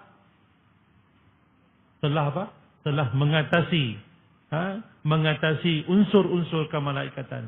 Sifat-sifat binatang telah subur di dalam diri kita. Maka apa jadi sekarang ini? Sekarang ini apa yang jadi ialah setiap orang menjadi masalah bagi orang lain. Suami menjadi masalah bagi isteri. Isteri menjadi masalah bagi suami. Anak-anak menjadi sebab sakit kepala bagi ibu dan ayah. Anak-anak tidak lagi menghormati dan tidak lagi mentaati ibu dan ayah. Masalah di dalam masyarakat kampung, dalam masyarakat setempat, bandar, negeri dan negara semakin menjadi-jadi. Masyarakat, rakyat menjadi masalah bagi pemimpin. Pemimpin menjadi masalah bagi rakyat. Kerajaan menjadi masalah bagi mereka yang diperintah. Dan rakyat biasa menjadi masalah bagi kerajaan. Apa sebabnya? Sebabnya ialah sifat-sifat kebinatangan telah mengatasi sifat-sifat kemalaikatan, telah mengatasi unsur kekhalifahan dan telah mengatasi unsur niabah. Jadi tuan-tuan yang dimuliakan oleh Allah Subhanahu wa taala, Allah berikan kepada kita usaha yang mulia. Di dalam usaha ini apa yang kita baca? Kita baca fadail amal. Kita baca fadilat sedekah. Ini bukan biasa. Ini bukan perkara yang ringan atau remeh, tuan-tuan. Yang rahmati Allah Subhanahu wa ta'ala. Kitab fadail amal, kitab fadilat sedekah yang dibacakan, memupuk dan menyuburkan unsur kemalaikatan, khalifah dan niabah dalam diri manusia itu. Keyakinan kepada Allah Subhanahu wa ta'ala. Yakin terhadap janji Allah Subhanahu wa taala bahawa dengan mentaati perintah Allah Subhanahu wa taala, Allah taala akan memberi kehidupan yang aman di atas dunia. Yakin datang dalam hati. Apabila mentaati perintah Allah Subhanahu wa taala, Allah sediakan kehidupan yang begitu mewah, yang begitu penuh dengan nikmat, bidadarinya, minumannya, sungai-sungainya, nikmat-nikmatnya, kemewahan di dalam syurga, tempat istana di dalam syurga, kamar-kamar di dalam syurga, minuman di dalam syurga, makanan di dalam syurga, buah-buahan di dalam syurga, pakaian di dalam syurga, dan dapat minum daripada tangan baginda Nabi sallallahu alaihi wasallam di dalam syurga. Apabila kita menjalani kehidupan berlandaskan perintah Allah sunnah Nabi sallallahu alaihi wasallam, keyakinan ini akan timbul dalam hati kita dengan kita banyak mendengar kitab-kitab fadail amal, kitab-kitab yang membicarakan tentang janji-janji Allah Subhanahu wa taala. Dengan mendengar berkali-kali, maka keyakinan kepada janji akan subur di dalam hati kita. Ini sifat yang pertama ini, tuan-tuan yang Allah Subhanahu wa taala. Sifat yakin ini adalah asas kepada wujudnya sifat-sifat mahmudah yang lain. Sifat taqwa. Sifat taqwa ini yang mana terbit daripada keyakinan terhadap Allah Subhanahu wa taala, yakin kepada zat Allah Subhanahu wa taala, yakin kepada kudrat Allah Subhanahu wa taala, rasa takut, rasa gemetar, rasa kebesaran Allah Subhanahu wa taala dalam hati. Perasaan atau sifat ini membuahkan semua sifat-sifat yang lain. Sifat sabar, sifat qanaah, sifat zuhud, sifat bertolak ansur. Semua sifat-sifat ini adalah terbit daripada sifat yakin yang bermula daripada kalimah la ilaha illallah. Sifat yang pertama yang kita dakwahkan semasa kita keluar ke jalan Allah Subhanahu wa taala. Dan apabila bertambahnya yakin di dalam hati kita, taqwa dan sifat-sifat mahmudah yang lain datang, maka sifat-sifat kebinatangan akan keluar daripada dalam diri kita. Sifat-sifat kebinatangan akan keluar daripada dalam diri kita. Jadi tuan-tuan yang dimuliakan oleh Allah Subhanahu wa taala, Allah Subhanahu wa taala telah berikan kepada kita peluang ini. Allah taala telah berikan kepada kita usaha ini. Dengan usaha ini tuan-tuan yang dimuliakan Allah Subhanahu wa taala, kehidupan dunia kita pun akan terbentuk dan kehidupan akhirat kita pun akan terbentuk. Jadi mudah-mudahan Allah taala memberikan kepada kita taufik untuk menghargai nikmat yang besar ini, nikmat usaha agama yang besar ini. Apabila iman bertambah dalam hati kita, maka di dalam rukun Islam ada 5. Pertama, mengucap 2 kalimah syahadah, kemudian sembahyang, puasa, zakat dan haji. Ini adalah latihan. Apabila iman bertambah di dalam hati, maka manusia tadi akan mampu, mula-mula sekali dia akan mampu menyempurnakan kewajipan-kewajipan, kefarduan-kefarduan. Salat akan sempurna, zakat akan sempurna, puasa akan sempurna, haji akan sempurna. Kemudian wajibat dan perkara-perkara sunat yang lain akan datang berkadar dengan bertambah kuatnya iman dan yakin dalam hati. Dan begitu juga selepas itu akan datang sifat-sifat mulia yang lain, sifat-sifat mulia yang lain, sifat-sifat yang Allah Subhanahu wa taala suka, sifat pemaaf, sifat sederhana, sifat suka memberi, sifat suka memaafkan, sifat mengutamakan orang lain, memuliakan orang lain. Ini semua sifat-sifat ini akan tumbuh sedikit demi sedikit di dalam diri seseorang manusia itu berkadar dengan bertambah kuat iman dan yakin dalam dirinya. Jadi tuan-tuan dan puan Allah Subhanahu wa taala, ini 3 kurniaan Allah Subhanahu wa taala. Allah Subhanahu wa taala berikan sebagai amanah untuk kita, dan orang yang mana mempergunakan ketiga-tiga kurniaan Tuhan ini untuk menyuburkan unsur-unsur yang 3 di dalam dirinya, supaya unsur kebinatangan ini kalah dan kalah, maka orang ini adalah orang yang bijak. Rasulullah sallallahu alaihi wasallam bersabda, al-kayyisu man dana nafsah. Orang yang paling bijak sekali, orang yang paling pandai sekali, orang yang paling cerdik sekali ialah orang yang sentiasa muhasabah dirinya dan melawan hawa nafsunya, dan dia sentiasa membuat persiapan untuk kehidupan akhiratnya. Adapun orang yang mana mengikut hawa nafsu dan mempunyai angan-angan kosong dengan Allah Subhanahu wa taala, ini adalah orang yang bodoh, orang yang tidak punya akal. Iman itu, apakah iman itu? Iman itu adalah kaifiat di antara 2 perasaan, yaitu khauf dan raja. Khauf ini membawa seseorang itu kepada ketaatan kepada Allah. Kerana takut kepada Allah Subhanahu wa taala, manusia tadi akan mentaati Allah Subhanahu wa taala. Raja tadi akan menjadikan seseorang itu tidak putus asa daripada rahmat Allah. Ya, saya sudah datang ke sini, diberi taufik Allah taala dapat solat, dapat dengar ta'lim, dapat dengar bayan, dapat keluar 3 hari, dapat keluar 40 hari, dapat keluar 4 bulan. Ya Allah, mudah-mudahan Engkau terimalah sedikit sebanyak daripada amalan saya ini. Maka ini adalah kaifiat iman. Iman itu berada di antara khauf dan raja. Bukannya memberanikan diri melakukan kemaksiatan kepada Allah Subhanahu wa taala dalam masa yang sama tanpa segan dan silu kata, tak apa, saya orang Islam, nanti Allah akan ampuni saya. Maka ini orang bodoh ini. Orang ini orang yang bodoh, orang yang tidak tahu, tidak kenal, tidak tahu, tidak mengenal jasa Allah Subhanahu wa taala. Mudah-mudahan Allah taala beri taufik kepada kita untuk kita dapat mempergunakan kurniaan Allah Subhanahu wa taala kepada kita, harta kita, diri kita dan akal kita yang Allah berikan kepada kita ini, untuk kita menyuburkan unsur-unsur yang 3 tadi, insyaallah. اسی لیے میرے بھائیو، اللہ جل جلالہ عما والہ نے فرمایا یا ایھا الذین آمنوا کونوا انصار اللہ، ایمان والو اللہ کے دین کی مدد کرو۔ یہ نصرت کا جو لفظ ہے یہ عربی لفظ ہے اور اس کا ترجمہ ہوتا ہے، نصرت کے معنی ہے کھیتی کو پانی پہنچانا۔ کتنا شاندار بیج ہو، کتنی اچھی زمین ہو، اگر پانی صحیح نہیں پہنچتا ہے، پورا نہیں پہنچتا ہے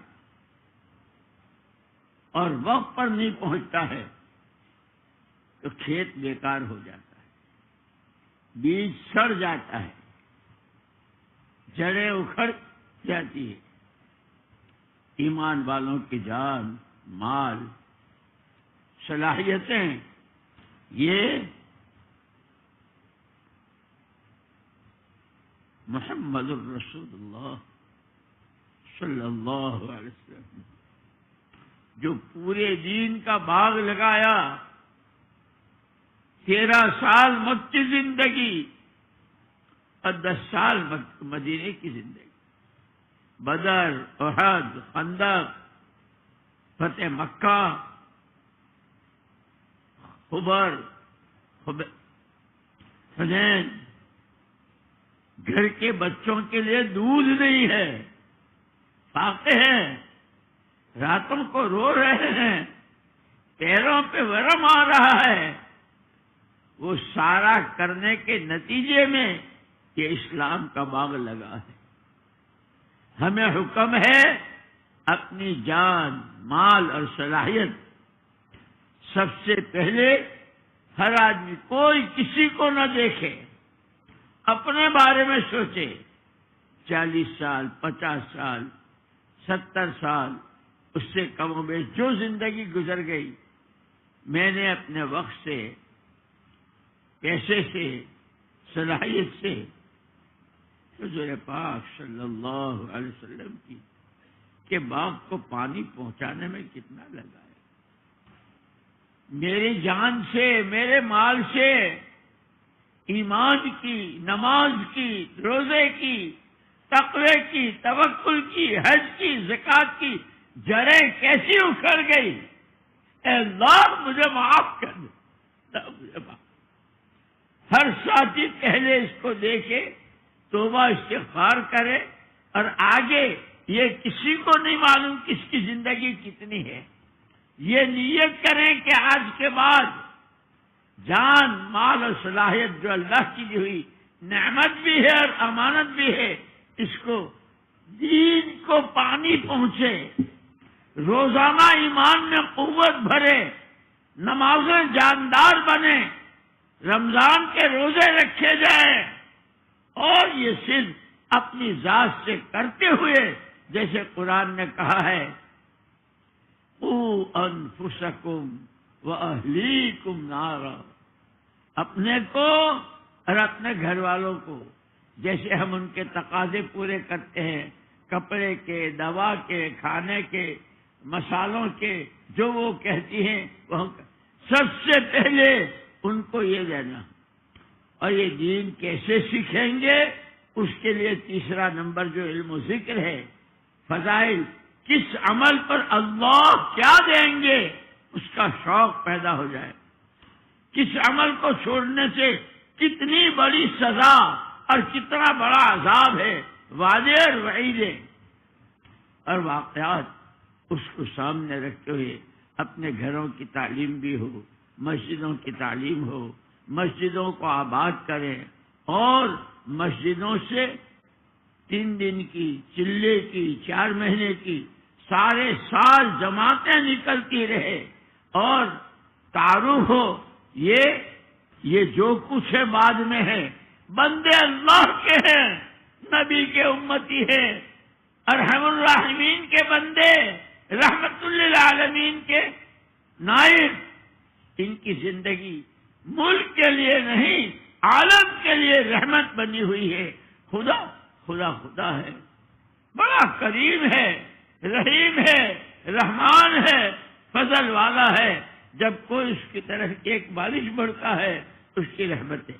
इसलिए दोस्तों सारा मजमा नियत करो, जिनके अभी तक एक साथ 4 महीने नहीं लगे हैं, सबसे पहले तो अपनी पिछली जिंदगी पर तौबा इस्तिग़फ़ार करना है, उसी के साथ इरादा करना है और नकद 4 महीनों के लिए कल जब जमातें रवाना हो जितनी बनाई होंगी। नहीं, इरादे कितने किए थे? कितने इरादे थे? इस इज्तिमा से कितनी जमातें देनी थी?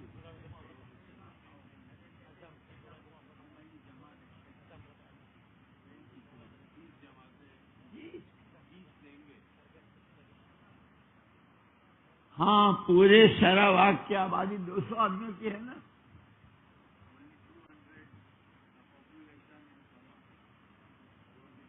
सबा की आबादी मुसलमान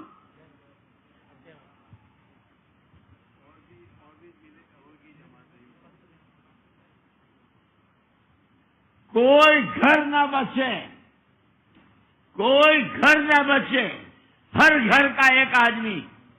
अभी रात बाकी है, कल को जमातें रवाना होंगी।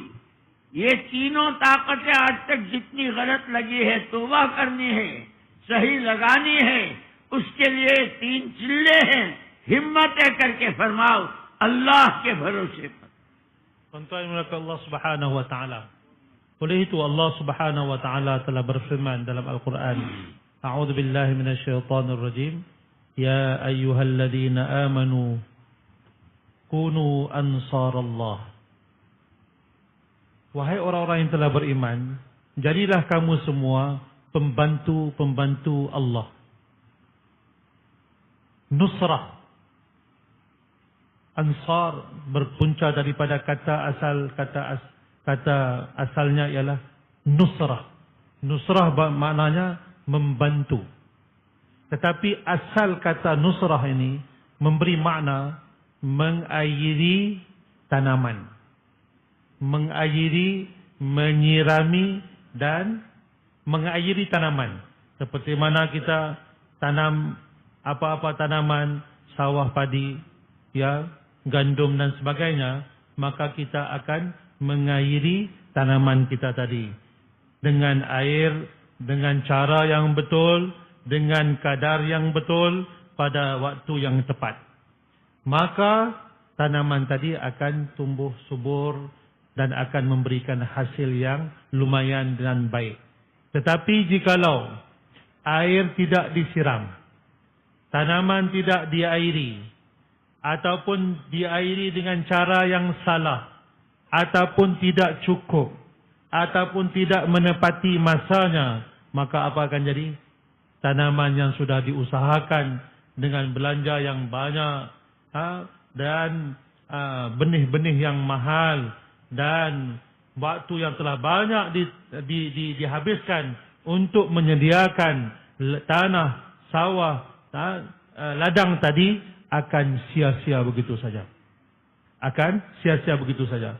Tuan-tuan rahmati Allah Subhanahu wa taala, begitu juga Rasulullah sallallahu alaihi wasallam dengan tangisan baginda, dengan dakwah baginda, dengan pengorbanan baginda, dengan peluh baginda, dengan darah baginda, dengan kakinya bengkak-bengkak kerana berdiri salat yang panjang-panjang rakaatnya, semalam-malaman menangis untuk umat, berkorban, kadang di Badar, kadang di Uhud, kadang di Hunain, kadang di Khaybar, kadang di Tabuk. Ini semua adalah ghazwah-ghazwah yang telah disertai oleh baginda Nabi sallallahu alaihi wasallam.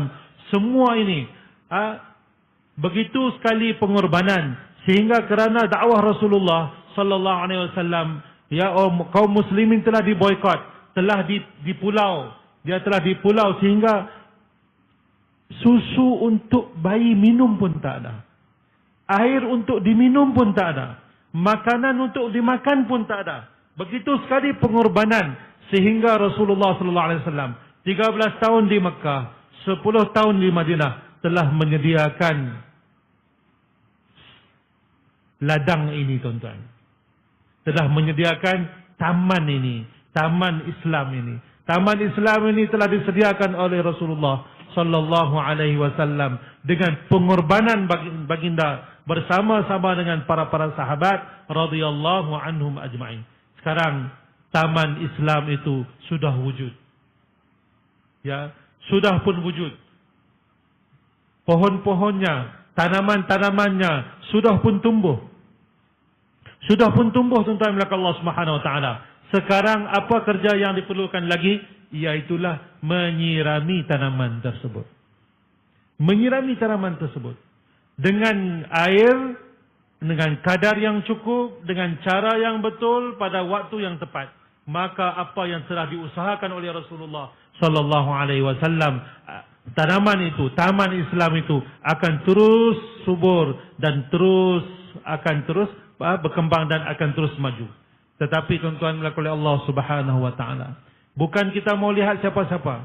Mari saya lihat diri saya sendiri. Mari setiap orang di antara kita muhasabah diri kita sendiri. Saya sudah 50 tahun, sudah 40 tahun, 50 tahun, 60 tahun, 70 tahun. Allah kurniakan harta kepada saya. Allah kurniakan diri kepada saya. Allah kurniakan kemampuan kepada saya. Tetapi sampai saat dan ketika ini, berapa harta yang saya telah belanjakan untuk menyirami taman Islam yang telah disediakan oleh Rasulullah sallallahu alaihi wasallam.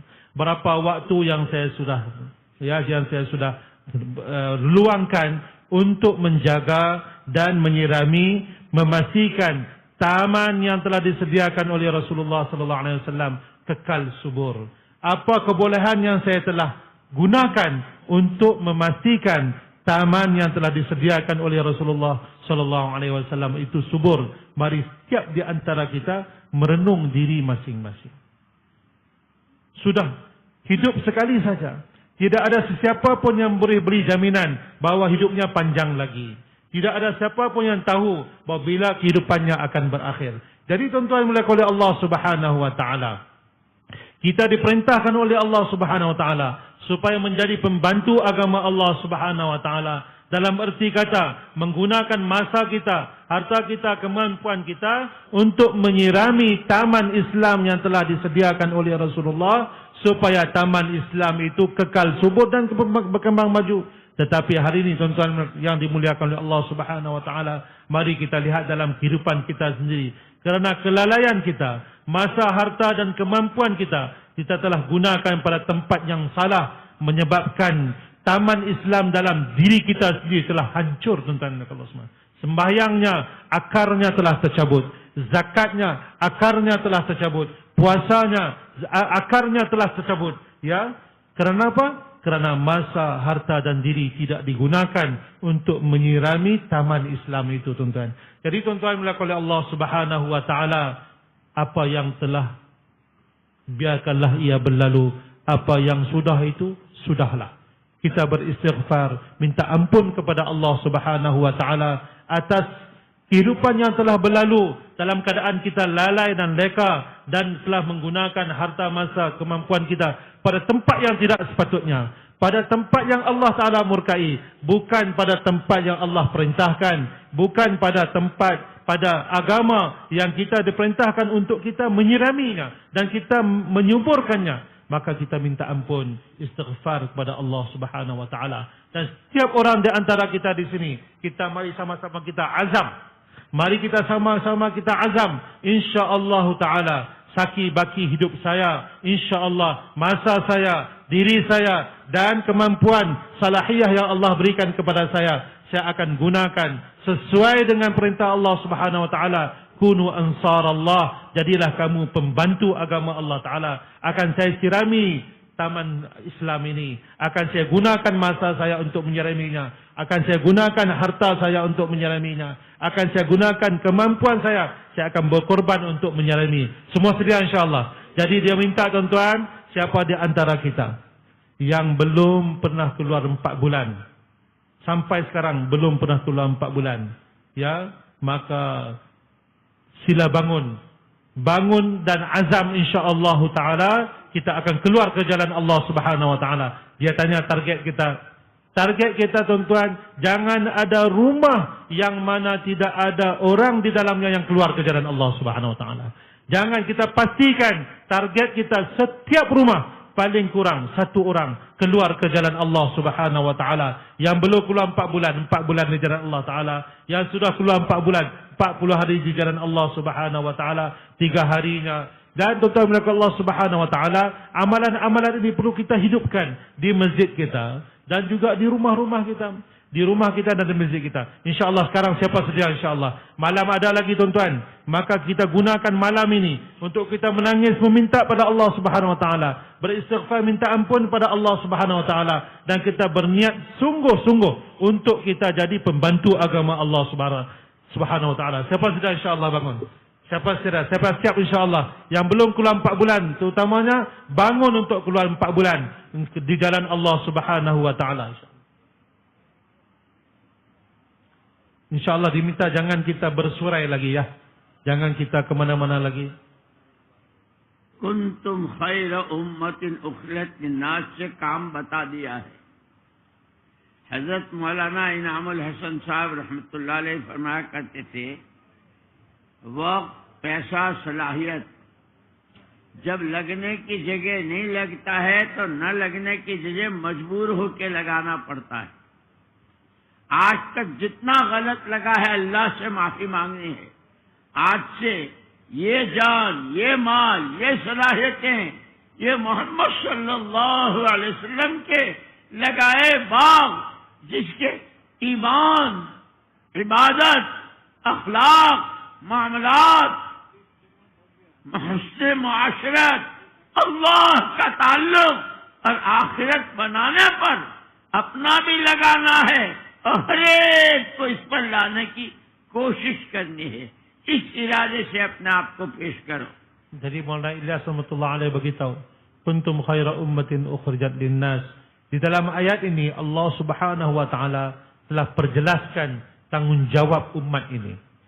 Ya, masanya, hartanya dan salahiyah kemampuan kebolehannya di mana patut dipergunakan, di mana patut dicurahkan, yaitu untuk menyirami, untuk membantu agama Allah Subhanahu wa taala, untuk menyirami taman Islam yang telah Rasulullah sallallahu alaihi wasallam telah wujudkan. Jika umat Islam yang telah diberikan tanggungjawab ini tidak menggunakan masa, harta dan kebolehan dirinya pada tempat yang sepatutnya, maka